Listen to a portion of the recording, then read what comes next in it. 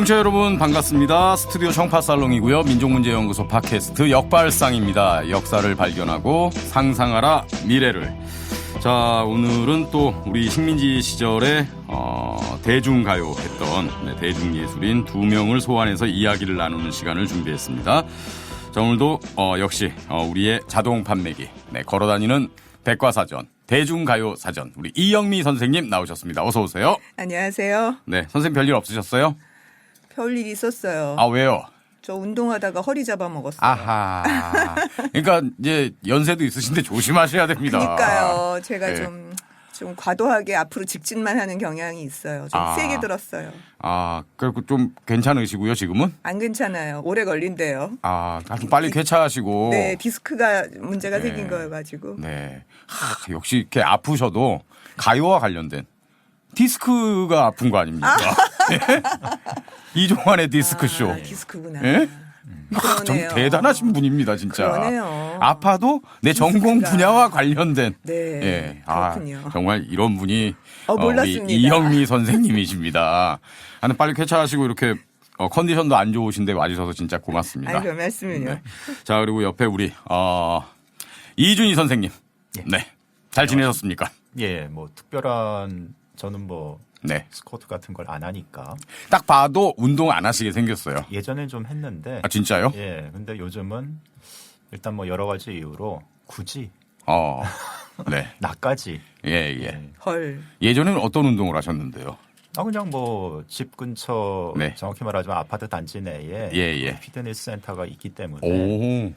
단지 주민들한테는 싸잖아요. 또 아, 그렇죠. 싼 맛에 다녔죠. 의외네요. 저는 우리 이준희 선생님 평생을 운동과 담쌓고 지냈을 거다 이렇게 생각했는데. 그렇진 않습니다. 네. 분당시내 다닐 때는 그냥 다 자전거 타고 다니시고 그래요. 아, 그렇군요. 자전거를 누가 훔쳐가서 네. 걸어 다닙니다. 그렇구나. 예. 아, 그 자전거 없어졌어요? 예. 아, 비싼 거였는데 안타깝네요. 쇼바 없는 네. 중고 자전거. 예. 5만 원 주고 샀습니다. 예, 알겠습니다. 자, 두 분과 함께 오늘도 재미있는 이야기를 한번 풀어보겠습니다.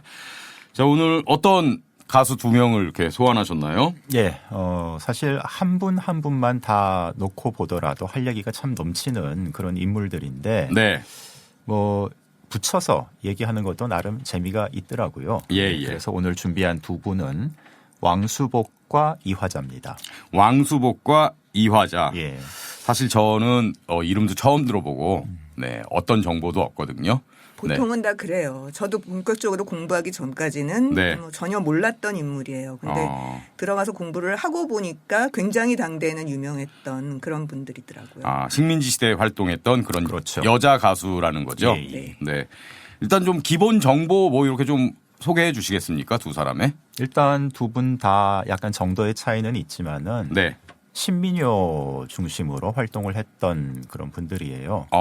그리고 당시 신민요 가수들이 뭐 거기에 그렇습니다만은 권번과 관련이 있죠. 기생조합. 예. 왕수복 이분은 평양 출신입니다. 그 그래서- 유명한. 네. 예.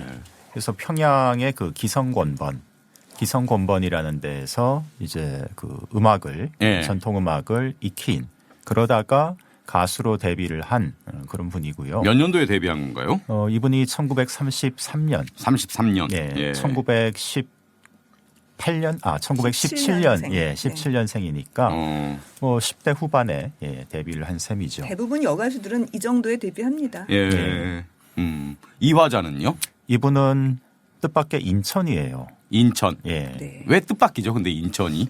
그러니까 이분도 이제 권번은 권번인데 예. 평양 권번 출신들은 되게 많아요. 평양 기생 유명하잖아요. 그렇죠. 그렇죠. 예. 북에는 평양, 남에는 진주. 남해는 진주. 뭐 그런 얘기가 예, 있죠. 예. 예. 논계. 그러니까 예. 서울은 기본이니까 거기는 제외해놓고 거기는 워낙 중심지니까 예. 제외해놓고 보면은 진주는 굉장히 중요한 도시고 마찬가지로 평양도 그런 거죠. 그러니까 평양의 기성권번 그러면은 뭐 최고의 권번 소리를 들었고 예. 기생학교, 그게 3년제였죠. 기생학교가 3년제 기생학교를 운영하고 있었고 왕수복은 그 3년제 기생학교에서 제대로 공부한 아주 기생계에서는 엘리트. 엘리트. 그렇죠. 그런 경우예요. 그래서 인천이 뜻밖이다 이런 얘기인가요? 그렇죠. 그 얘기는 뭐냐? 계보가 별로 없다는 소리예요. 이 사람은. 스펙이 없는 기생. 흔히 얘기해서 족보가 없다. 그렇죠. 근데 사실 좀 조사를 해봤는데 네. 이 화자 역시 좀 평양보다 좀 딸려서 그렇지 네. 인천에서 다 배울 만큼 배우고. 그래요. 그러니까 일각에서는 이 화자가 무슨 뭐 술집 작부 출신이다 이런 얘기가 있는데 그거는 완전히 이제 날조된 얘기입니다. 그래서 이분도 네. 전통음악을 배우고 1935년 여름에 스토리가 좀 구고한데 어쨌든 개인적인 테스트를 받고 가수로 발탁이 됩니다. 35년 데뷔네요. 예, 근데 데뷔곡은 36년에 예. 내게 되는 거죠. 이 화자는 몇 년생인데요? 이분은 15년생이라고 알려져 있는데 불확실하고. 여러 가지 엇갈리는 자료들이 많아서 이거를 조금 나름대로 맞춰 보면은 네. 일단 제가 보기에는 1918년생이 조금 유력하지 않을까. 18년생. 예. 아주 뭐 그 즈음이네요. 1917년생, 비슷합니다. 18년생. 예. 네. 오늘 왕수복과 이화자, 네, 식민지 시대의 두 여가수 이야기를 할 텐데, 본격적인 이야기 들어가기 전에 지난번에 우리 이난영 편 이야기할 때, 네, 그 질문이 하나 들어왔는데, 예. 네, 왕수복과 관련된 질문이어서 좀 오늘 소개해드리려고 아껴놨습니다. 닉네임 들깨님. 네. 깨 중에 참깨 말고 들깨. 들깨. 네. 예. 예. 들깨 해장국 같은 거 드시면 안 되는 거 아시죠? 예. 술이 들깨요. 예. 예. 참깨는 참 깨는군요. 그렇습니다. 예, 들깨로 해장하면은 술이 들깨고요. 죄송하고요. 질문을 주셨는데 왕수복과 이난영 당대에 누가 더 인기가 많았나요? 이런 질문을 하셨거든요. 저는 질문 자체가 좀 놀라웠어요. 이난영이 당대 탑인데 그럼 왕수복도 거기에 버금갔다는 얘기냐. 처음 들어보는데. 그게 인기 투표가 한 번 있었기 때문이에요. 그 영향이죠. 설명을 해 주셔야 될 것 같아요. 근데 그게 일제강점기에 인기 투표가 있었어요? 네. 당시 굉장히 많이 팔렸던 그 당시 기준으로 네. 잡지 그 삼천리라고 있거든요. 김동환이 주관해서 냈던 80년대로 치면 썬데이 서울 같은 건가요? 그 그거보다는 정도는 그렇게까지 쌓은 문제는 아니고 삼천리. 예, 우선 주간지가 아니고 월간지니까 꽤 볼륨도 있는 잡지였고요. 그러니까 예. 굉장히 많이 팔린 당대의 대중지로서는 가장 대표적인 대중지예요. 이 대중문화 연구하는 사람들한테는 네. 이 자료가 없었다면은 모르는 게 정말 많았을 거예요. 삼천리. 예. 네.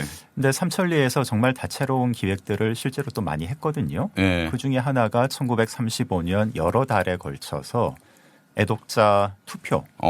그러니까 레코드 가수, 네. 그러니까 대중가요 가수죠. 누구를 좋아하십니까? 인기 투표를 실시를 했던 겁니다. 근데 그 당시 인기 투표는 남녀를 분리해서 진행했어요. 남자 부문, 여자 부문. 그렇죠. 예. 그래서 최종적으로 남자 부문 5명, 네. 여자 부문 5명이 선정이 됐습니다. 그럼 뭐 독자들이 뭐 엽서 같은 거에 써서 보내는 건가요? 그렇죠. 잡지사에? 뭐 요즘 예. 그 당시에 뭐 카톡이 있던 것도 아니고. 그렇죠. 예. 예. 그래서 이제 시간도 좀 오래 걸렸던 거죠. 예. 근데 이 인기 투표에서 뜻밖에도 왕수복이 1위를 차지합니다. 이난영이 아니고요. 이난영은 3위. 2위는요? 그럼? 선우일선이라고 역시 평양 기성권번 출신의 유명한 신민요 가수가 또 있죠. 선우일선이요? 예, 네. 선우일선. 선우일란 씨는 아는데 제가. 안 그래도 그 얘기 나올 것 같았습니다. 예. 선우일선은 왜 조선 팔경가 같은 노래 있죠. 금강산 12,000 복마다 기암이오로 시작하는 굉장히 유명한 신민요죠. 그런 거 불렀던 분이에요. 이난영이 3위. 근데 이제 이 인기 투표만 결과만 놓고 네. 왕수복이 승 뭐 이렇게 얘기하기는 좀 힘들어요. 근데 그 당시에 뭐 팬클럽이 있어갖고 우리 왕수복 이번에 1등 만들어주자 해서 뭐 팬들이 막 집단적으로 보내고 그런 건 없었을 거 아닙니까? 그렇죠. 그때는 조직적인 팬덤이 존재하는 시절은 아니기 때문에. 그러면 상당히 객관적이다 이렇게 볼 수 있는 거 아닌가요? 근데 이제 보낸 사람의 숫자가 도대체 얼마냐 뭐 이런 거 가지고서 뭐 항상 여론조사라는 게 이제 그래서 문제가 될 수도 있지만 그냥 제 생각은 좀 그래요. 이난영의 목포의 눈물 나온 게 35년이잖아요. 네. 가을이었죠. 네. 그때부터 이난영 인기는 올라가기 시작하는 거거든요. 데뷔는 그 전에 했지만 사실 그 전까지 우리나라 가요계라고나 할까 뭐 이런 것들이 그렇게 많이 형성되지 않은 트로트의 흐름으로 볼 때도 32년에 황성예터 나오고 34년에 고복수의 타양살이 나오고 35년에 목포의 눈물이 나오면서 뭔가 이렇게 안정이 되는 트로트가 안정되는 시기거든요. 예. 그러니까 막 상승하고 안정이 일어나려고 하는 그 시기에 이난영이 이제 톱으로 올라선 거예요. 만약에 이거를 한 2년이나 3년쯤 늦게 했으면 왕수복은 저 뒤로 밀리고 이난영이 당연히 톱이었을 겁니다. 그러니까 좀 아직도 이난영의 시대가 오기 직전 상황이어서 왕수복이 1위를 한 게 아닌가 싶어요, 저는. 네. 그러니까 이 인기 투표 결과에는 목포의 눈물이 전혀 반영돼 있지 그렇죠. 않아요. 예. 묘하게 시점이 그랬기 때문에. 이때 남자 1위는 누구였습니까? 최규엽. 최규엽. 예. 예. 역시 마찬가지로 고복수가 1등일 것 같은데 아니잖아요. 예. 남인수는 아직 데뷔도 안 했던 시절이고. 그러니까 당연히 그러면은 타양살이 고복수? 사실 타양살이는 34년이니까 충분히 반영될 법도 한데 아직까지는 최규엽이 1등인 거죠. 우리나라에서 본격적인 직업적 대중가요 가수 1호라고 하는 사람이 최규엽이거든요. 예.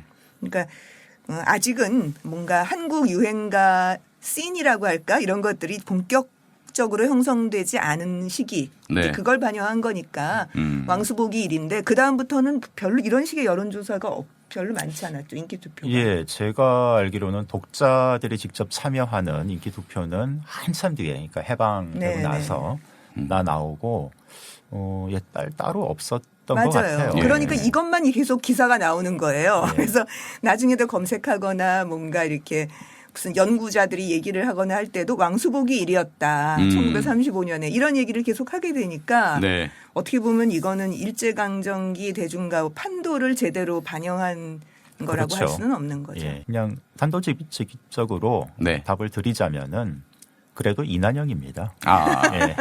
예. 여러 가지로 봤을 때. 예. 1년만 뒤였어도 이난영이 1위예요. 예. 들깨님께 충분한 답이 되지 않았을까 그런 생각이 들고요. 하여간 저희 방송에 애정과 관심 감사드립니다. 언제나 답변 드릴 준비가 돼 있습니다. 그럼요. 네, 누르기만 하면 답변이 그냥 나옵니다. 뭐 궁금하신 거 있으시면 댓글로 많이 질문해 주시기 바랍니다. 자, 그럼 이제 왕수복과 이화자 이야기를 오늘 할 텐데 그러면 이제 1930년대 신민요 가수로 여왕 소리를 함께 들었던 공통점이 있다고 말씀하셨잖아요. 우리가 이제 친절한 방송을 지향하지 않습니까? 일단 신민요라는 게 어떤 걸 얘기하는 건지 개념 정의를 좀 간략하게 해 주시죠. 말 그대로 새로운 민요. 새로운 민요. 예, 그러니까 형식적으로 양산도니 이런 거 있지 않습니까? 예. 방아타령이니 이런 예. 그런 민요와 비슷해요. 완전히 같은 건 아니지만은. 네. 그런데 뭔가 새로운 요소가 많이 들어가 있는 거죠. 어떤 요소일까요? 다양합니다, 그것도. 악기 구성이나 그런 건가요? 그렇죠. 1차적으로는 그래요. 서양 악기를 많이 쓴다든가. 예. 그리고 또 가사도 새롭게 만든다든가. 그리고 또 창법 면에서도 그런 전통음악 그대로의 창법보다는 뭔가 좀 이렇게 섞어서 장산건마루에 이런 스타일로 새로운 창법으로 그러면 안 팔립니다. 아닙니까? 이렇게 했다는 얘기가 아니라 맞아요. 70년대였다면 그러니까 이런 어떤 새로운 요소를 도입한 게 신민요다. 그렇죠. 예를 들기 예, 위해서 예. 한 거죠, 제가. 네, 그러니까 민요라고 하는 거는 그 이전부터 쭉 내려왔던 무슨 만든 사람이 누군지도 모르고 오리지널리티가 있는 것도 아니고 요즘은 왜 노래 부르면 그거 잘못 불렀어 그렇게 얘기하잖아요. 네. 옛날에 민요나 설화는 그게 아니라 부르는 사람마다 조금씩 바꿔서 부르는 흔히 이제 적층적 창작 그렇게 얘기하는데요. 너무 어려운 말 아닙니까? 쌓인다는 거죠. 창작이 한 사람이 있는 게 아니라 조금 바뀌어서 또 새로운 창작이 이루어지고. 창작이 축적된다. 그렇죠. 구기전승되면서 축적된다. 적층적 창작. 적층적 창작. 네. 외웠다가 나중에 후배들한테 얘기한테 좀 잘난 척 좀 해야겠습니다. 적층성 그렇게 얘기를. 적층성. 축적된다 이거죠. 적층성. 그렇죠. 그러니까 구비문학은 다 적층성을 갖고 있어요. 그런데 이런 신민요는 그런 게 아니죠. 작사 작곡자가 있어요. 물론 옛날의 것들을 약간 변개하기도 했지만 어쨌든 작사 작곡자 이름이 명기가 되어 있는 것들이고요. 그래서 그렇게 누군가 마음대로 바꾸는 게 아니라 완전히 근대 이후에 대중가요 시스템 안으로 들어와서 만들어진 노래. 그러나 민요풍의 한국 민요풍의 대중가요다 이렇게 말씀드릴 수가 있어요. 그러니까 물론 이때에 녹음한 것들 중에는 전통 민요를 그냥 그대로 갖고 와서 전통 소리대로 녹음한 것들도 있어요. 그건 신민요가 아니겠네요. 그러면. 그렇죠. 그건 신민요가 아니에요. 네, 그냥 전통 민요예요. 표기가 이게 좀 확정되지 않았다고 해야 할까요? 그래서 신민요라고 써 있긴 한데 써있기도 예, 해요. 들어보면은 스펙트럼이 굉장히 다양한 거예요. 그쵸. 예, 같은 선상에 놓고 보기 어려운 그런 작품들도 많습니다. 네. 그럼 1930년대는 이 신민요가 하나의 어떤 장르로 딱 인기를 얻었다. 예, 예. 이렇게 볼 수 있는 건가요? 예, 그러니까 제1의 장르가 트로트라면 예. 당시에는 유행가 혹은 유행 소곡이라고 부르는 예. 신민요가 제2의 양식쯤 돼요. 그래서 트로트와 신민요의 그 양대 주류 양식의 인기는 1950년대까지도 뭐 빵빵하게 쫙 유지가 되는, 그러니까 60년대에 가서 소위 양풍의 가요, 스탠다드 팝이라고 하는 것들이 자리하기 전까지는 1번 트로트, 2번 신민요예요. 그런데 대중성으로 보자면 오히려 신민요 쪽이 더 좀 뭐라 그럴까, 훨씬 더 넓은 대중성이라고 할까? 왜냐하면 트로트는 일본에서부터 새롭게 들어온 음악이잖아요. 네. 그러니까 우리는 지금 그게 굉장히 쉬워도 1930년대에 한 30살, 40살 된 사람만 하더라도 트로트가 네. 되게 어려워요. 아, 첨단이니까요. 네, 새로운 거니까. 그 네. 음계를 갖고 뭔가 놀기가 되게 어려운 거예요. 그러니까 30년대, 40년대에 트로트를 좋아하는 사람들은 대부분 10대 중후반이거나 아하. 20대 초반이거나 유학 경험이 있거나 좀 이런 사람이라는 거죠. 그거에 비해서 신민요는 훨씬 더 넓은 대중성을 확보할 수 있었어요. 그래서 어떻게 보면 신민요 가수가 넓은 대중성을 갖고 있는, 지금으로 치자면 거의 트로트에 버금가는 대중성을 그렇죠. 갖고 네. 있는 게 어떻게 보면 신민요라고 할 수 있어요. 야, 그러니까 장르란 것도 맨 처음 들어왔을 땐 진짜 최첨단이었다가 나이를 그럼요. 먹으면서 점점 낡아지고 이런 어떤 낡아지고 뭔가 토속성하고 같이 뭉개지고 이렇게 되는 거죠. 어떤 그 삶의 여정과 비슷한 그런 게 있네요. 비슷해요. 그렇죠. 네, 네. 예. 아. 자, 신민요 가수, 왕수복과 이화자. 뭐 공통점 여러 가지 말씀해 주셨는데 뭐 권번 출신이다 이런 얘기도 해 주셨고. 일단 아까도 말씀해 주셨지만은 서울의 이른바 4대 권번. 네. 거기가 제일 중요하고요. 그다음은 거기 어깨를 나란히 하는 곳이 평양. 기성권번. 예. 네. 그다음에 이제 뭐 진주라든가 뭐 이런 식으로. 그러니까 예. 권번은 이제 기생조합이거든요. 예. 왜냐하면 관기로 묶여 있었던 사람들이 바깥으로 나와서 자기네들이 조합을 만든 게 권번이에요. 먹고 예. 살아야 되니까. 예. 그러니까 권번에 소속돼 있어야 이제 기회도 팔 수 있고 뭔가 영업을 할 수 있는 거죠. 사회적 뭐 대우랄까요? 뭐 이런 건 어땠습니까요? 그 당시에 이 기생들에 대한. 사실 그것도 천차만별인데요. 그러니까 사실 기생이란 존재에 대해서 조금 더 얘기가 좀 필요해요. 우리는 예. 왜 기생 그러면은 황진이. 부정적으로 보는 그렇죠. 약간 경향들이 성매매를 있는데. 네. 먼저 떠올리잖아요. 접대부 성매매 그렇게 머릿속으로 이렇게 옮겨가게 창기. 되잖아요. 예, 예. 근데 기생하고 창기하고는 창부하고는 구별이 돼요. 같은 게 아니에요. 그러니까 예. 성매매를 주 전문으로 하고 있는 사람과 기생하고는 달라요. 그리고 기생도 1패, 2패, 3패 이렇게 급을 나누어요. 1패는 뭐냐면 기생의 딸로 태어나서, 그러니까 가문이 기생. 어렸을 때부터 그 기생 교육을 착실하게 받아온, 그러니까 기생 학교에 들어가는 건 굉장히 근대적인 현상이지만 예. 기생 딸로 태어났으면 정말 어렸을 때부터 진짜 그야말로 그 옛날 기생 선생님들 말로는 채 맞으면서 배웠다 그렇게 얘기하거든요. 예. 채 맞고 배운 솜씨다 이렇게 딱 보면은 그러니까 회초리 채 맞으면서 배운 솜씨라는 소리예요. 최고 등급의 어떤 가무를 익힌, 그러니까 내 선생은 누구다 이렇게 내세우는 그런 정도가 1패 기생이에요. 1패 기생들은 뭐 왕족이나 무슨 종친이나 양반들 중에 최고급 양반들만 상대하고 있는 얘기예요. 2패 기생은 뭐 첩살이 경험이 좀 있다거나 그러니까 첩으로 들어갔다가 다시 나오면 이제 결함이 생기잖아요. 그런 기생은 약간 급이 낮은 기생으로 본대요. 그래도 1패, 2패까지는 얘기 소리를 좀 듣는 기생이라면 예. 3패는 예능 수준이 좀 낮아요. 그러니까 술자리에 그냥 바로 앉아서 술 따르고 뭐 나중에는 뭐 심하면은 성매매까지도 할 수 있는, 잠자리도 할 수 있는 이런 것들이, 이런 사람들인 거죠. 그러니까 사실 1패, 2패가 되기 위해선 굉장한 예능이 있어야 되는 거고요. 기생은 그렇게 얘기했다 그러죠. 노래는 팔지언정 몸은 팔지 않는다. 예. 그러니까 1패, 2패는 그냥 연예인이네요. 맞아요. 지금은 똑같아요. 맞습니다. 예. 네. 이런 얘기 함부로 하면은 어디 진짜 밤길 가다가 벽돌 맞을진 모르겠는데. 네. 그래서 저는 이런 얘기, 예전에는 기생이 어떤 존재냐. 요즘으로 치면은 이효리다. 그러니까 기회를 내가 갖고 있는 탤런트, 뭐 연기가 됐든 노래가 됐든 뭐가 됐든 간에 그거를 팔아서 예, 영업 행위를 하는 존재가 기생인 거죠. 그러니까 연예인. 예. 네, 그래서 권번에는 여자만 들어가 있는 게 아니고요. 네. 남자 연예인들도 들어가 있어요. 아, 권본에 남자도 왜냐하면- 있어요? 왜냐하면 장구도 쳐야 되고 소리도 아. 하는 남자들도 있잖아요. 아. 그런 사람들도 기회를 팔아야 되니까 권번 소속이어야 되는 거예요. 아, 영업을 해야 되려면. 그렇죠. 예. 그러니까 우리는 지금 왜 그 일제강점기를 다룬 무슨 드라마나 영화 같은 걸 보면은 네. 요리집에 여자들이 쭉 앉아 있다가 손님들이 들어오면 손님 받아라 뭐 이런 식으로 생각하잖아요. 예, 예. 그거는 물론 나중에는 그렇게 됐지만 초기의 권번 시스템은 어떤 거냐면 권번에 있는 거예요. 요리집은 따로 있고. 그러니까 요리집 예약을 할 때 무슨 소리 기생 몇 명, 뭐 춤추는 기생 몇 명, 무슨 술자리에 앉는 기생 몇 명 보내줘. 그렇게 하면은 권번에 연락해서 인력거가 한 명씩 데려다가 요리집으로 데려오는 거죠. 그러니까 요즘 얘기하는 연예인하고 똑같아요. 파티장에 가수 부르는 거 이런 거하고 시스템이 똑같은 거예요. 다른 게 있다면 그 당시엔 TV 같은 게 없으니까 네. 현장 직접 대면으로 그런 연예 서비스가 이제 주로 이루어졌던 거죠. 예.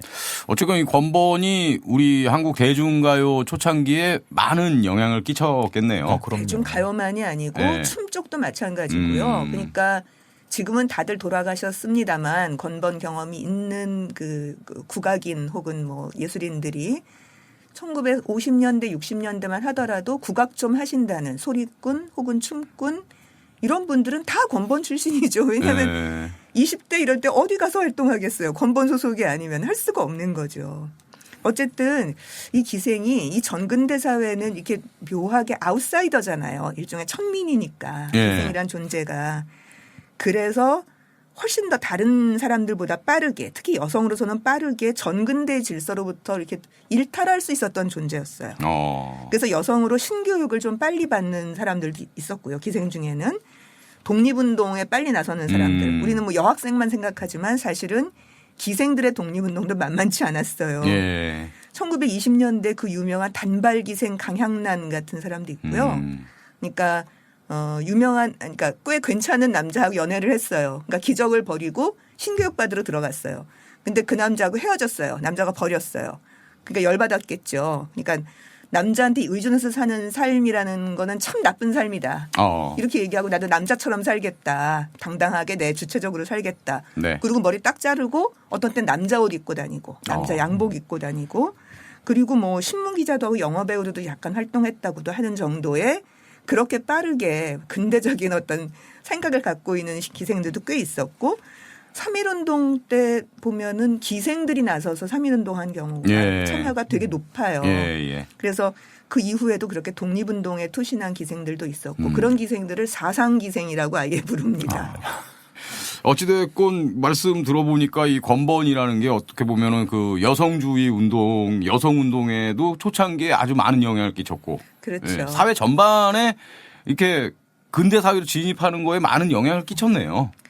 자, 권번 출신의 가수 왕수복과 이화자. 그럼 이제 노래 한 곡 듣고 얘기를 좀 이어가 보죠. 어떤 노래를 처음으로 들어볼까요? 첫 번째 곡은 왕수복의 노래. 네. 왕수복이 35년 인기 투표에서 1위를 할 수 있었던 가장 결정적인 곡입니다. 이난영이 3위였을 때. 예. 네. 이분이 1933년 데뷔하던 그 해에, 그러니까 데뷔곡은 아닌데, 네. 데뷔하던 그 해에 발표한 고도의 정한이라는 곡이 있습니다. 고도가 외로운 섬인가요? 예.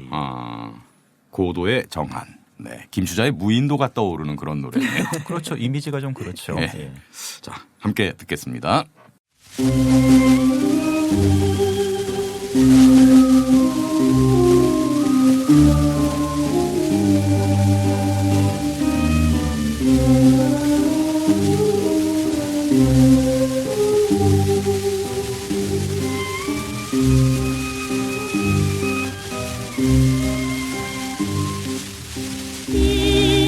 일송날 떠나던 내 소식을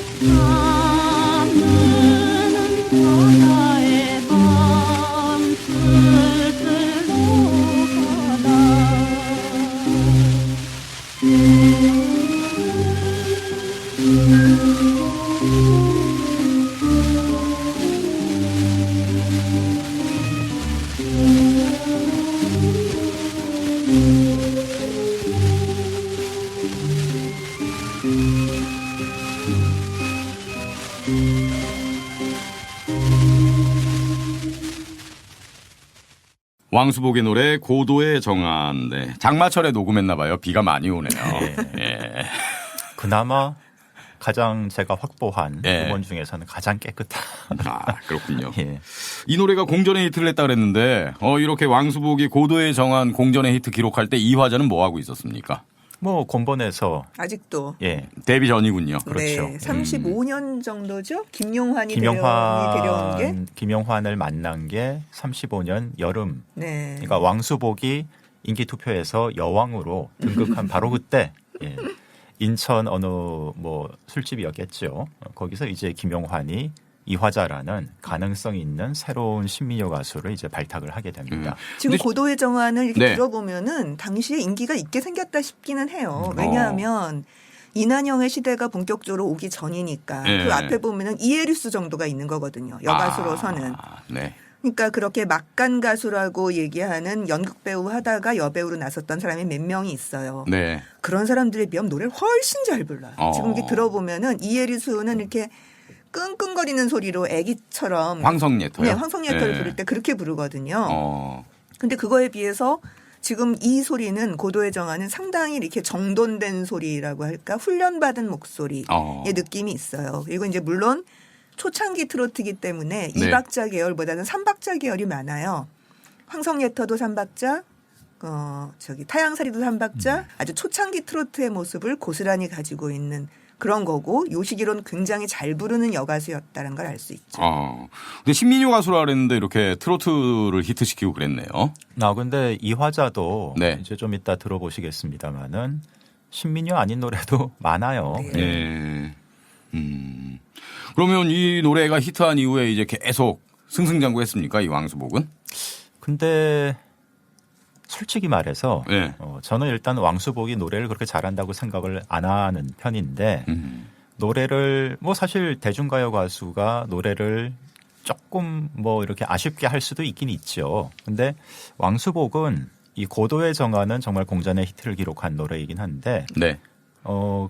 그 다음은 뭐냐? 네. 없어요. 네, 별로 없어요. 원히트 원더입니까? 그렇게 하면 좀 미안하긴 한데 네. 사실 고도의 정한 뭐 버금가는 그런 노래가 없어요. 이난영이 나왔기 때문인가요? 전 그런 것 같아요. 그러니까 이미 시대가 바뀐 거고요. 그러니까 이난영이 오기 전까지 왕수복이 이렇게 확 올라간 것이지 이난영의 시대가 되고 나면 그다음엔 이난영을 따라가고 싶은 수많은 사람들이 그 네. 이난영의 아우라 속에 들어가 있을 거 아닙니까? 그러니까 그렇게 되고 나면 더 이상 왕수복이 설 자리는 좀 없는 것 같은 느낌? 아, 그럼 오늘 왕수복 얘기는 여기서 끝인가요? 아니에요. 이분 왕수복은 이야기거리 많아요. 예, 그래요? 그 뒤에 이야기가 굉장히 아, 지금 많은 이난영이 등장하면서 완전히 꺾였다면서요. 근데 본인도 그런 걸 좀 느꼈는지 36년에 예. 가수 활동을 중단합니다. 왜요? 그러니까 공부하러 가겠다고. 아, 어디로? 일본으로. 아, 원래는 성악 공부를. 이태리. 이탈리아요? 예, 네. 예. 이탈리아를 가려고 했는데, 돈이 많이 드니까 아, 아쉬운 대로 네. 일본. 그러니까 성악가 되겠다고 네. 일본으로 유학 간 거예요. 오, 그 너무 희한하잖아요. 우리 지금 생각에 기생 출신이 예. 가수가 된 것까지도 그런데 예. 갑자기 성악 배우겠다고 이태리 가려고 그러다 꺾어가지고 일본으로 갔으니까. 그러니까 한편으로 보면은 뭐 헛바람 들었구나 이렇게 생각할 수도 있는데 근데 유학 갈 만한 나이네요. 지금 이제 20살이니까. 17년생인데 36년생이니까. 솔직히 좀 늦었죠. 아, 그때로는 늦은 건가요? 네. 아, 근데 이제 그것보담도 네. 왕수복에 관한 기사들이 당시에 참 넘쳐나는데 그런 것들을 좀 하나하나 요모조모 보면은 이분이 캐릭터 자체가 좀 독특한 분이었던 것 같아요. 그냥 일반적인 동료 기생들과는 뭔가 좀 달랐던 그런 느낌을 많이 받게 돼요. 어떤 점이 달랐습니까? 일단 음악에 대한 자신의 어떤 생각 이런 것들이 그 당시 대중가요 가수들이 뭐 그런 생각 잘 안 했던 것 같거든요. 근데 이분은 조선의 음악과 네. 이 서양의 이런 것들을 결합시켜서 내식의 왕수복의 음악에 대한 그런 관심이 좀 있었던 것 같고요. 그리고 일단 뭐 인기가 있었으니까 돈을 많이 벌어서 그런 거겠지만은 막 피아노도 사고 막 혼자 연습도 하고 그랬던 것 같고 그리고 이른바 교양. 예. 그러니까 책을 그러니까 이게 정말 대조적인 게 좀 이따 말하겠지만은 이 화자는 쾌락. 책 안 봐요. 네. 근데 어떻게 옆집 사신 것처럼 그렇게 얘기하십니까?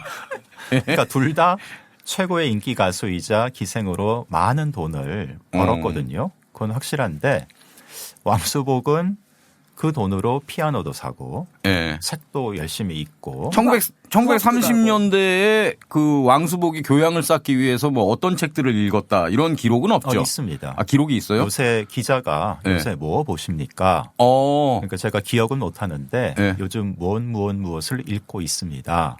장래 희망은 어떻게 되십니까? 주로 뭐 어떤 책들을 좀 읽었을까요? 사회과학 서적 같은 걸 읽진 않았을 것 같은데. 그렇진 않았겠지만 그 당시엔 뭐 철학책들도 있고 소설 같은 것도 있으니까 그런 걸 네. 충분히 읽었을 수 있죠. 그럼 상당히 좀 진보적인 어떤 생각을 갖췄다. 그 독서를 통해서. 사회적 무슨 사상으로서의 진보성은 아니지만 당시 기생 출신으로 우리가 보통 생각하는 그런 것과는 굉장히 다른 뭔가 내 예술을 만들어야 되겠어라는 생각을 갖고 있는 사람이었던 것 같기는 해요. 네. 그래서인지 사실 노래를 들어보면 지금 이 고도의 정안도 들어보면 아시겠지만 물론 트로트이기는 하지만 신민요를 들어봐도요. 네. 왕수복의 소리가 그렇게 전통 창법을 잘 쓰지 않아요. 그렇죠. 그러니까 전통 창법을 제대로 배웠을 텐데 게다가 기성권번에서 배웠으면은 네. 소도 소리를 굉장히 잘했을 사람이거든요. 그러니까 그 뒤에 나온 무슨 선우일선이나 이은파나 이런 사람들은 소도 소리를 구사하는 능력이 이렇게 노래에서 보여요. 네. 근데 왕수복은 잘 그거를 쓰지 않아요. 그러니까 훨씬 더 그냥 보통의 대중가요적 창법 쪽에 가까운. 그러니까 당대로서는 신식 창법을 네. 많이 구사해서 자기의 그 가까운 소리를 거기다가 이렇게 뭔가 집어넣는 그런 모습을 볼 수 있는 거죠. 그리고서 성악 공부하겠다고 생각하는 거는 뭐 그만큼 노래 공부했으면 됐지 어렸을 때 그게 네. 아니고 완전히 새로운 공부를 하겠다고 일본으로 간 거잖아요. 물론 정식으로 음악학교에 들어가지는 못해요. 근데 그 어쨌든 개인 뭘 교습. 레슨 받고 해가지고 성악을 하고 와서 공부하고 와서 뭐 독창회도 했죠.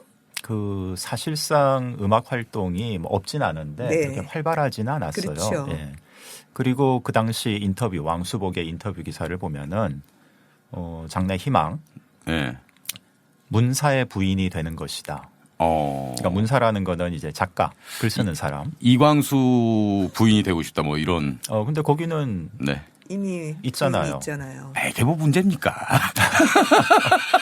근데 실제 부인이 됐어요. 예. 문사 이광수하고요? 아니요. 아, 예. 메밀꽃 필 무렵. 이호섭. 예. 네. 사실상 예, 진짜 사실혼 관계였습니다. 네. 우리 강원도가 낳은 이호석 아닙니까? 평창 봉평 예, 메밀꽃 축제도 하고. 네, 예. 그래서 그 이호석이 사별을 하고 나서 평양에 있었죠. 그때 이제 같이 살았죠. 그리고 이호석의 임종을 지킨 게 왕수복이에요. 그러니까 부인을 이렇게 쫓아내고 그런 건 아니고 예. 이호석 부인이 사별했다면서요? 예, 병사를 하고 나서 그 뒤에 이제 두 사람이 그렇게 가깝게 지내게 된 건데. 그러니까 왕수복은 어떤 좀 지적 갈망이 있었다 이렇게 예, 그런 것 같아요. 좀 그래요. 볼 수 있을 것 예, 같아요. 그리고 42년에 이호석이 죽죠. 예. 죽고 나서 그 다음 결혼한 사람은 누구냐? 당대 유명한 경제학자 김광진이었어요. 처음 듣는데 유명하다 그러시니까. 김광진은 누구냐면요. 여기까지가 끝인가 보. 그것도 김광진이 예. 정말. 백남훈이라고 하는 유명한 사학자는 아마 들어보셨을 거예요. 그러니까 처음 들어보는데요. 좌파 사회학자로 우리 왜 이렇게 그 해방 후에 월북한 사학자, 좌파 사학자 그러면 딱 나오는 이름 몇 개 중에 하나가 백남훈이에요. 사학자는 강만길 선생님밖에 몰라가지고. 예. 아니면 이기배 그 앞에는. 예. 근데 그 백남훈의 동경대 후배예요. 동경제대 후배. 그리고서 경성제대 법문학부 연구실 거쳐서 보성 전문에서 전임 교수가 돼요. 그때 전임 교수 비슷한 때 같이 된 사람들이 유진호 이런 사람들이에요. 근데 39년에 학교 그만두고 평양으로 가서 무슨 뭐 고무공장 경영한다고 가고 뭐 이래요. 그러니까 이제 같은 장소에 있게 된 거잖아요. 왕수복하고. 그래서 왕수복하고 결혼을 해요. 그러니까 광복하고 난 다음에 왕수복도 김광진도 북에 있었던 거고요. 김광진이 있었기 때문에 백남훈 같은 사람이 쉽게 월북을 했을 것이다. 이런 이야기도 있을 정도니까요. 그래서 그렇게 북에서 진짜 좌파 경제학자하고 꽤 유명한 동경제대 나온 경제학자고 그러니까 대학 교수 출신이잖아요. 이 사람하고 결혼해갖고 잘 살아요. 끝까지 잘 살아요. 예. 오래 살았습니다. 둘 다. 네.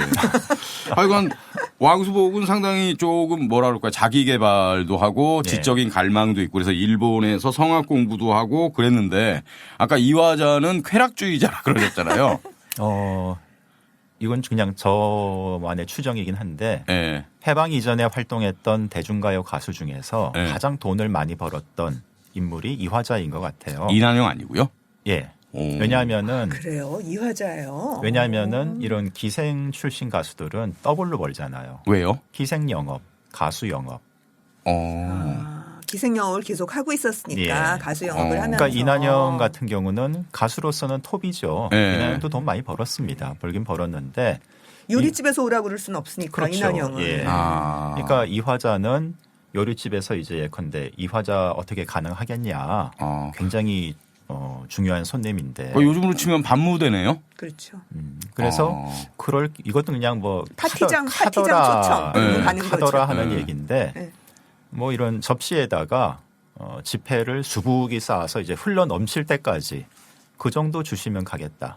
뭐 이런 얘기도 있긴 있어요. 예. 근데 하여튼 그 많은 돈을 그렇게 벌었음에도 불구하고 결혼도 한 적이 없고요. 집도 가진 적이 없어요. 이 집을 사람은. 산 적도 없고. 그러니까 그냥 여관방 전전하면서 사는 거 있잖아요. 그 여관방. 여기서 여관방 전전하면은 되게 불쌍해 보이는데 그런 정도 호텔에서 사는 그렇죠. 거의 예, 그렇죠. 호텔에서 요즘으로 사는 치면은. 거죠. 그러니까 뭐 여기 가서 공연하고 저기 가서 공연할 때마다 그냥 호텔 묵으면서 평생을 다니면서 살지 자기 집을 갖거나 축제를 하거나 그러지 않아요. 근데 뭐 요새도 셀럽들 가운데서 그냥 호텔 빌려갖고 거기서 사는 사람들도 있잖아요. 특급 호텔에. 그러니까 그런 스타일이 그렇죠. 엉엉던 거예요. 그럼 그 많은 돈을 도대체 뭐 관에 넣어간 것도 아닌데 어떻게 썼느냐? 일단 술, 담배, 그리고 뭐 각종 유흥. 그러니까 기록을 보면은 서울 시내에서 청계천 아래 위면은 사실 걸어 다니도 되잖아요. 네. 근데 택시 타고 다니고 꼭 뭐 그런 모습들. 그리고 이제 제일 심각한 게 아편. 이화자가. 예. 근데 그 당시에는 아편이 지금하고는 비교할 수 없는 지금의 상상으로는 비교할 수 없을 정도로 흔했기 때문에 약담배라고 부를 정도로 담배랑 거의 비슷한 거라고 생각하고 있었고 특히 소리를 하는 소리꾼들도 당시에 판소리 소리꾼들이었는데 아편을 많이 했거든요. 그러니까 그거 하면 지치지도 않고 소리도 잘 나온다. 네. 그 마치 왜 나중에 연예인들이 뭐 대마초를 하거나 그러면서 무대에 서야 되는 사람들 있잖아요. 예. 그거 안 하면 소리가 안 나오고 무대 위에서 예. 뭐 악기 소리가 안 들리고 이런 것처럼 그렇게 해서 이런 그 예능에 종사하는 사람들이 아편 중독된 사람들이 굉장히 많아요. 그러니까 이난영 아편 중독도 이제 그런 일종이라고 할 수 네. 있는 거고요. 지금 말씀 들어보니까 하여간 두 사람이 상당히 그 라이프 스타일이 달랐네요. 많이 달랐죠. 예. 예. 자, 그래서 노래 한 곡 듣고 계속 이야기를 이어가 보죠. 어떤 노래 들을까요, 이제 이번엔? 이화자 노래를 들으셔야 되는데 네. 참 제가 좋아하는 곡입니다. 고도의 정환보다 100배는 더 좋아합니다.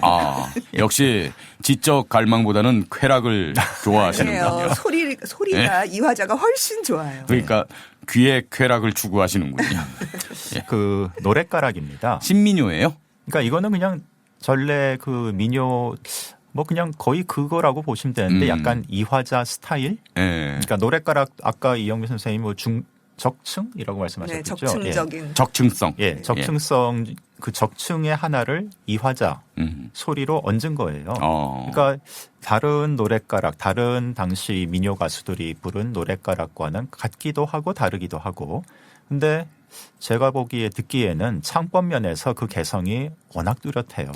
예, 그리고 기대가 됩니다. 가사도 들어보면은 네. 뭔가 내 얘기를 하고 있구나. 이화자 본인이 그런 생각도 좀 들게 되고. 자, 노랫가락 함께 듣겠습니다.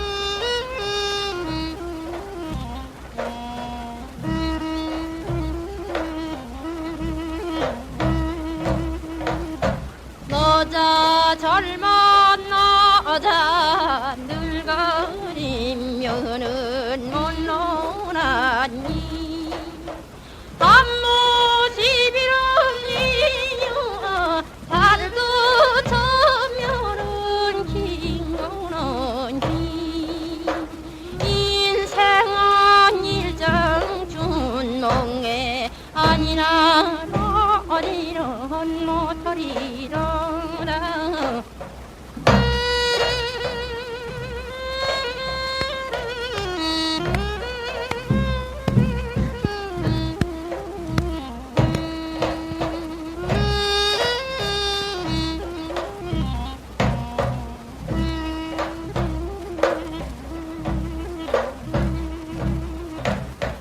한나는 이 세상에 눈물 없이는 못 사는 그냥 어느 때나 이 노릇 나가 눈물 없이 잘 살아보나 언제나 참 사람을 만나서 연노릇 면하고 잘 살아보나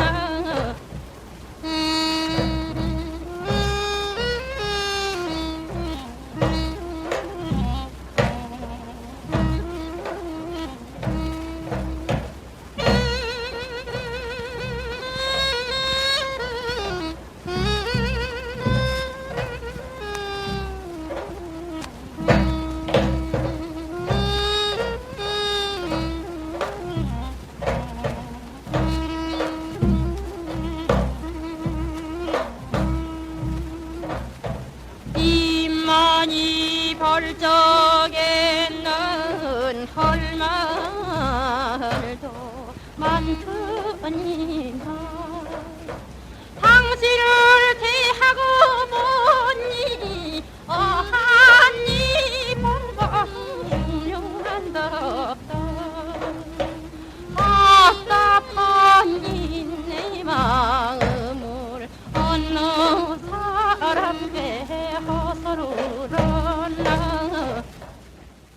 이화자의 노랫가락. 이게 몇 년에 이게 녹음한 겁니까? 이게 38년도 38년. 이화자 노래치고는 조금 이른 시기에 녹음이 됐습니다. 예. 그러니까 이 당시 이화자는 처음 데뷔했을 때는 이화자가 바로 어떻게 각광을 받거나 하지는 있었던 것 같아요. 그럼 어떤 계기로 이렇게 딱 올라오게 되죠? 소속사가 굉장히 중요했죠. 아, SM에 들어갔습니다. 뭐 거의 그런 수준이었습니다. 아, 그 당시에 SM만한 게 어떤 게 있었는데요? SM과 그 방탄소년단 하이브 네. 플러스 또 JYP? 뭐 하여튼 그 정도. 예. 네. 그 정도 급으로 네. 영향력이 막강했던 오케 레코드. 아, 오케 레코드. 예. 이철 사장. 예. 예. 쓸데없는 것만 외워집니다. 사장 이름 알 필요 없잖아요, 사실. 중요해요. 중요한 그래요? 사람이에요. 예, 예. 예, 근데 예. 처음에 픽업을 한 거는 포리도르에서 한 거 아닌가요? 그러니까 아까도 잠깐 말씀드렸지만은 김용환 네, 김정도 이라는 선생의 형님. 예, 예, 예. 이분이 뭐 소문을 그러니까 이것도 좀 카더라가 너무 많이 들어가 있어서 그렇긴 한데 소문을 들었다는 거예요. 인천 어디 가면은 네. 노래를 기가 막히게 잘하는 기생이 있는데 35년이면은 왕수복 뭐 이런 인기도 있고 그러니까 새로운 신민요 가수, 새로운 스타 발굴에 다들 막 그냥 눈에 불을 켜고 예. 인재를 찾으려고 하던 그런 때였거든요. 예, 예. 그러니까 너도 나도 막 이게 찾으러 다니는데 그때 이제 김용환이라는 분이 가보자 그러면은 직접 들어보면 알 거 아니냐. 그래서 가서 만나서 얘기를 들어보니까 그 노래를 들어보니까 진짜 기가 막히더래요. 그래서 이제 본인이 전속으로 있던 포리돌 레코드로 이렇게 땡겨 왔을 것 같은데 정확한 이유는 뭐 알 수 없습니다만 그러진 않았고요. 신생 음반 회사에 연결을 시켜줍니다. 아무래도 기획력이 좀 딸렸겠죠. 예. 그래서 하여튼 데뷔는 그 뉴코리아라는 음반 회사에서 했는데 2년 가까이 좀 이렇게 약간 특별한 아주 큰 히트곡 없이 그냥 뭐 근근하게 가수로서 이름만 유지하는 정도. 그러다가 오케 레코드로 가면서 좋은 곡도 받고 예. 오케 레코드 데뷔곡이 그 꼴망태 목동이라는 노래인데 좀 이따가 그 약간 특이한 버전으로 들어볼 참입니다만은 이 노래가 또 고도의 정한 못지않게 크게 빅히트. 예. 어. 그러면서 이제 왕수복 저리 가 이화자의 시대가 이화자의 열리는 시대가 거죠. 열리는 예. 거죠. 이때는 이제 왕수복이 일본에 가 있을 때 아닌가요? 아마 확실치 않은데 그랬을 겁니다. 그럼 왕수복은 이제 일본에 성악 공부하러 갔잖아요. 네. 이제 귀국했을 거 아닙니까? 그 그렇죠. 귀국한 다음에 가수 활동을 안 했나요? 네. 사실상 곧장 그냥 이호석하고 연애하는 건가요? 그러니까 뭐가 잘 안 됐겠죠. 무슨 뭐 독창회를 한다 뭐 한다 했지만 이미 시대가 왕수복을 받아줄 시대가 아니었다고 생각하고요. 뭐 그렇게 길게 유학도 안 갔을 텐데. 신민요를 하는 가수들이 딴 사람들도 다 많았으니까요. 선일선도 있었죠. 네. 뭐 이은파도 나중에 나오죠. 여기 지금 이화자도 있죠. 그러니까 이제 왕수복에 설 자리가 있을 것 같지는 않아요. 제 생각에는. 네. 그러니까 뭐 하려고 해도 잘 되지는 않았을 것 같고요. 그러니까 아예 그냥 평양으로 자기 고향으로 가서 그냥 거기서 뭔가 다른 활동을 하다가 이호석을 만나게 된 거죠. 뭐 이렇게 성악가 데뷔 뭐 이렇게 소프라노 데뷔 뭐 이런 건 안 했어요? 근데 성악계 내에서 제대로 음악학교 나오지도 않은 여자를 받아주겠어요. 아하. 대중가수로서도 혹은 성악가로서도 활동하기는 쉽지 않았을 것이라고 좀 보여요. 애매해진 거죠. 지금 같았으면 이제 크로스오버 가수로 이렇게 활동하고 그러니까 그걸 지향했던 건 맞는데 본인으로서는 그랬겠죠. 시대를 좀 당시엔 앞서간 걸까요? 그거를 잘안 된 세상이 못 받아준 거죠. 이호석하고는 어떻게 만나게 됐을까요? 같은 동네였으니까 만나지 않았을까요? 아. 평양이 뭐 그렇게 넓은 동네도 아니고 그 당시에. 네. 근데 아까 이제 사별한 뒤에 네. 했다고 했는데 그 전부터 아는 사이였던 것 같긴 해요. 잠깐만요. 그러면 불륜으로 시작해서 맺어진 거다. 이런 문제 제기를 하시는 거군요, 지금. 그러니까 도쿄에서 그 성악 공부할 때 네. 이호석도 뭐 작가니까 그리고 예. 뭐 이런저런 일로 그냥 오며 가며 네. 그리고 이제 도쿄에는 그 당시만 해도 뭐 유학생회라든가 여러 예, 가지 예. 모임들이 소모임들이 있고 하니까 예. 그런 데서 이제 뭐 저녁 한번 먹지 뭐 이런 그냥 그런 정도. 근데 예, 둘 다 어쨌든 셀럽이잖아요. 나 그렇죠. 아무개입니다 하면 다 알 수 있는 예. 사람들이잖아요. 왕수복은 결혼 안 한 상태인 거죠? 예, 예. 그렇죠. 그리고 이제 맨 처음 만났을 때 이호석은 이제 유부남이었고. 그렇죠. 예. 이호석이 죽기 전 네. 잡지 기사를 보면은 왕수복이 굉장히 마음고생이 심했던 것 같아요. 왜요? 그러니까 이제 같이 사실상 살 때인데 예. 세상이 너무 말이 많다는 거예요. 아. 전현이 이호석을 홀렸구나 뭐 이런 식으로 그랬겠지. 아. 요즘 말로 뒷담화가 장난 아니다. 예. 이화자는 평생 결혼 안 하고 그 분방하게 살았다 그랬잖아요. 네. 그럼 뭐 이제 자유연애주의자 뭐 이런 거였습니까? 그게 제가 참 마음에 드는 점인데 아하. 네. 이화자는 남자한테 얽매인다기보다는 네. 뭐 딴 조건은 전혀 따지지 않고 돈 많고 나는 내가 돈이 많은데 예, 그러니까 내가 마음에 드는 아. 뭐 그게 뭐 얼굴이면 얼굴 뭐 몸이면 뭐가 됐든 간에 네. 그리고 나이도 상관이 없어요. 어린 남자도 뭐 거리낌 없이 만나고 네. 하여튼 내가 뭔가 끌린다. 저 남자 괜찮은데 그러면은 먼저 다가가는 거예요. 그래서 이화자의 전설적인 연애담이 그냥 다 토막토막이긴 하지만은 네. 굉장히 많습니다. 아, 좀 해주세요. 네. 궁금하네요. 네. 남인수도 그러니까 그런 기록이 있어요. 남인수와의 스캔들이 있었어요? 예. 그러니까 이게 참 이렇게 보느냐 저렇게 보느냐의 차이인데. 근데 남인수하고 스캔들은 저는 자연스러운 것 같은데요? 어찌됐든 그건 가요계 아니고. 근데 이런 걸 보면은 표현하는 게 네. 남인수 입장에서 표현을 하는 그런 시각도 있을 수 있고 이화자 입장에서 표현하는 시각도 있을 수 있는데 남인수 입장에서 하면은 남인수가 워낙 인기가 좋다 보니까 그 도도하던 이화자를 말하자면 휘어잡았다 뭐 이런 식으로 남인수 중심으로 기술이 가능하지만 네. 제가 보기에는 이화자 입장에서는 어림없는 소리 내가 한번 봐준 거야 놀아준 거야 뭐 저는 그게 굉장히 마음에 들어요. 그리고 이화자는 남장을 하기도 했어요. 그 당시 그게 얼마나 파격적이었는지는 무대에서요? 아니면 사생활에서? 어느 선까지였는지는 사실 정확히 알 수가 없는데 네. 그 가사지라고 있습니다. 그러니까 음반을 제작을 하게 되면은 그 가사를 종이에 적어서 함께 이제 판매를 해요. 근데 그 가사지에는 가수 사진을 이렇게 흔히 싣거든요. 네. 근데 이화자 노래 가사지를 제가 작년인가 하여튼 하나 입수를 했는데 네. 보면서 진짜 깜짝 놀랐어요. 넥타이까지 메고 네. 남장한 모습으로 가사지 사진을 찍은 거예요. 이거는 굉장히 이례적인 일입니다. 어떤 의도로 그렇게 했을까요? 모르죠. 그렇죠. 모르죠, 우리야. 예. 물어볼 수가 없으니까. 근데 이화자의 이미지, 노래의 이미지로 보자면은 그렇게 네. 남성스러운 뭔가를 드러내거나 그럴 사람이 전혀 아니거든요. 그러니까 정말 독특한 캐릭터네요. 그렇죠. 그렇다면. 네. 제 말씀 들어보니까 왕수복은 어떤 좀 공적인 영역에서 자기의 영역을 좀 확대하면서 자기 관리 잘하는 사람. 네. 그리고 이제 지적인 어떤 그런 갈망도 있으면서 그러니까 공적인 영역에서 내가 뭔가 주도적으로 해야겠다라는 그런 마음이 강한 사람이라면 이 이화자는 이제 뭐 지금 말씀 들어보니까 사적인 영역에서 특히나 어떤 연애 영역에서 내가 좀 주도적으로 자기 주도적인 쾌락주의자 그렇죠. 정도쯤 되는. 어찌됐건 두 사람 다 그 이전까지의 여성상에서 많이 진보해 있는 그런 여성상이네요. 굉장히 다르죠.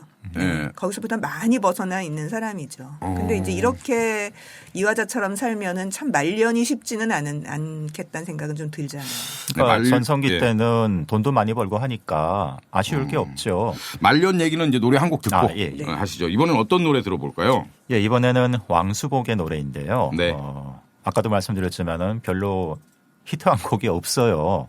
그래서 이 준비한 곡 아리랑, 그러니까 왕수복이 북한에서 활동할 때 정확한 시점은 좀 애매합니다만은 1950년대 녹음으로 추정이 됩니다. 아리랑은 그냥 그 아리랑이에요. 네. 근데 이걸 들어보면은 왕수복이 지향하는 그런 음악 또 당시 북한 정권에서 이렇게 뭐 장려했다고 할까요? 뭐 그런 음악 스타일 이런 것들을 좀 느껴볼 수 있습니다. 네. 아리랑 함께 듣겠습니다.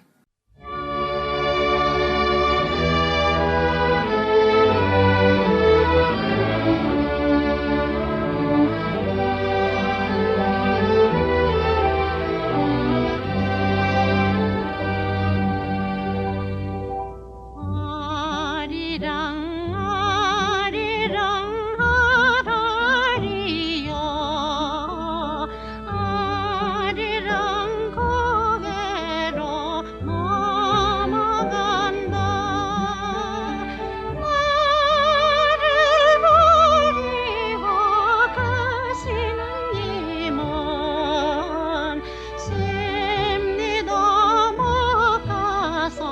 알병난다